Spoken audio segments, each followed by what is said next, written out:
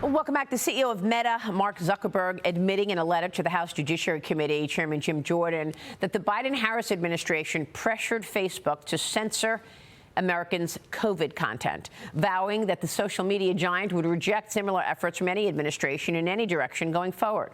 Zuckerberg also writing that he suppressed the Hunter Biden laptop story as well ahead of the 2020 election, saying, quote, "It's since been clear that the reporting was not Russian disinformation, and in retrospect, we should not have demoted the story."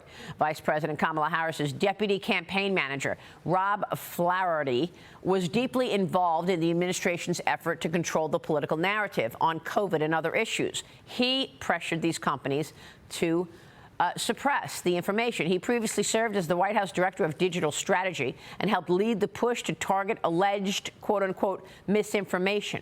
Joining me now is Ohio Congressman Warren Davidson, a member of the House Financial Services and Foreign Affairs Committees. He's also a member of the Task Force to Combat Mexican Drug Cartels. Congressman, good to see you this morning. Thanks very much for being here. So now Mark Zuckerberg is admitting what we all knew to be true when it was happening. If you wrote anything against the government's narrative about COVID and taking the vaccine and getting another booster or whatever it was that you had to do, you were canceled and you were attacked on social media, and they actually censored your information. So he admits it. Now what? Yeah, that's the question. I think that's the thing. Look, the Oversight Committee, Jim Jordan's given more subpoenas than every other chairman combined. We've exposed all kinds of things on the Weaponization Committee. The government clearly is being weaponized as against ordinary citizens. And in COVID, against the most credentialed doctors, they couldn't even express dissent. You had governors saying, here's what we were doing, and that was being taken down from big tech platforms. That was all considered a conspiracy theory until Elon Musk bought Twitter, now X. And now finally you see Mark Zuckerberg, years after the fact, just ahead of the election, saying, oh, yeah, we were actually doing all the things that we said we weren't doing. The Disinformation Governance Board, we called it the Ministry of Truth, never got shut down. They're exposing here's how it operates. Yeah, I mean, I just, you know, at the time, everyone suspected this, and now he's admitting it.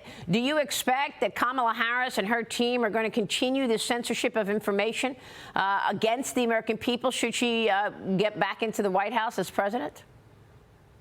Yeah, I mean, that's clearly part of the program. And, you know, what you're seeing now is it's safe to go after Joe Biden. Before, you couldn't acknowledge anything. Frankly, Dean Phillips was really the only Democrat who broke ranks and said, yeah, I'm not going to go along with that. But look how they went after him when he said, you know, we should actually have a primary because I don't think Joe Biden can serve another term. They used all of the controlled media to target Dean Phillips.